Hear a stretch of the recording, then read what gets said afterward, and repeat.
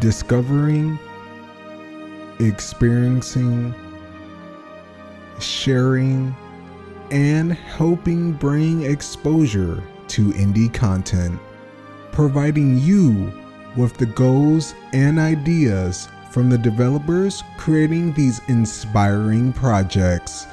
Welcome to Indie Discovered. My name is Nakusoo, and thank you for joining me on episode 1 of this new series. Today, we'll be taking a look at the company Pixelfootgames, what projects the two members of the company have worked on so far, and their progression of being indie game developers. Stay tuned.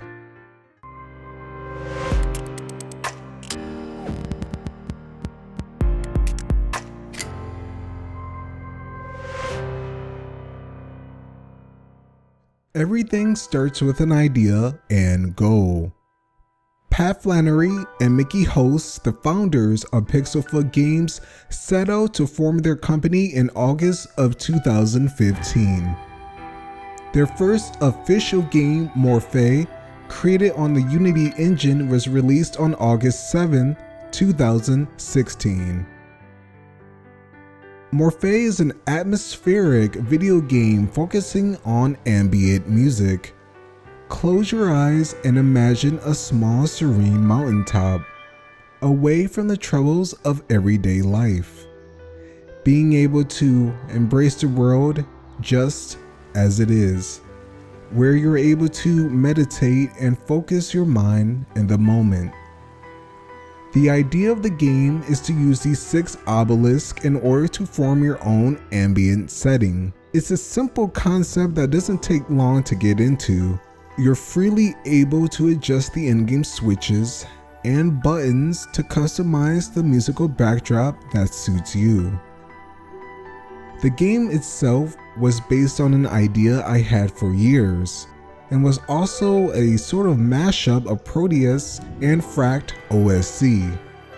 When I first stepped into Morph A, I was intrigued by the atmosphere, the subtle chirping of the birds, the waterfall roaring down into a small stream leading to a pond, and wind that blew across the area did a great job in making me feel immersed in the environment. I spent a good 15 minutes or so walking around this small area and witnessing the little details like the water droplets from the fountain. I've been getting into ambient music for over the past year, and this allowed me to work on a few projects while being more focused. In fact, part of the script for this video was written while listening to the in-game music. There was also a radio placed near a bench. Once tuned, it added an eerie or even mystical vibe to my already created setting.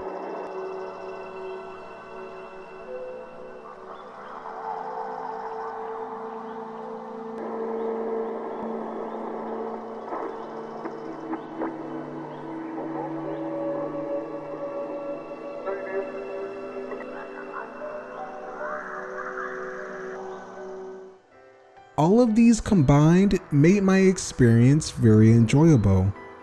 While I don't play the game that much besides when I'm studying or when I want to relax sometimes, it did its job well in helping me stay focused while brightening up my mood. I felt I got enough satisfaction with the time I did spend. The best part is the game is free, and you can download it from pixelfoot.itch.io/morphe. If you're feeling generous, you also have the option to donate when downloading.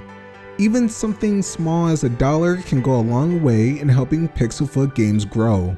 Basically, Morph did exactly what we intended it to do. It was fairly popular, got a few press write-ups, got about 20,000 people to hear our name, and even though it was free, people donated enough for us to buy a Gear VR. We're now porting the game to Gear VR in time for the holidays. While Morph A may have been their first big project released, they also worked on another small project, Star Trek: The Hand of Fate.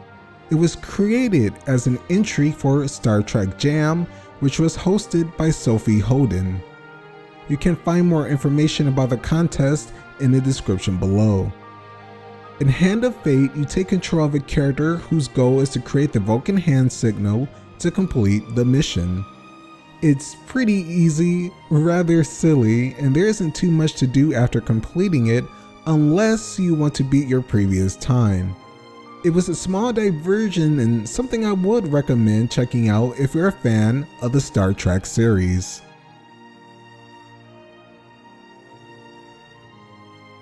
The final game I want to talk about today that is currently in development is called Quickdraw. This game focuses on randomly generated levels while also being hand-drawn. It's a fast-paced FPS game aiming to have melee finishers, various power-ups, and at least 10 different enemy types. There is currently no set release date for this game. What were some of the struggles you two faced so far being indie game developers? Really, the only major struggle that we faced is time, or lack thereof. We never have a shortage of ideas, or different art styles that Mickey can accomplish, or game designs that I can come up with. But the time to actually develop these into games is a gigantic factor. We've been learning to, again, pare things down to a manageable size and know that in the future, we will have more time to dedicate to development as our little company grows. If you're curious about any of the content shown today, you can visit their website, Pixelfootgames.com, as it provides all of the content I covered in this video. You can also follow them on Twitter to keep up to date with their projects, give them feedback on Morph A, or greet them with a hearty hello. Here is a question of the day. Have you ever played an ambient or musical based game? If so, what was it? Be sure to share in the comment section below, as you may help others discover something new. Thank you for making it to the end of this video. If you enjoyed it and want to stay up to date with my upcoming indie content that I discover, then make sure to hit that subscribe button. Any feedback is appreciated as well. Take care, and until next time, keep discovering awesome.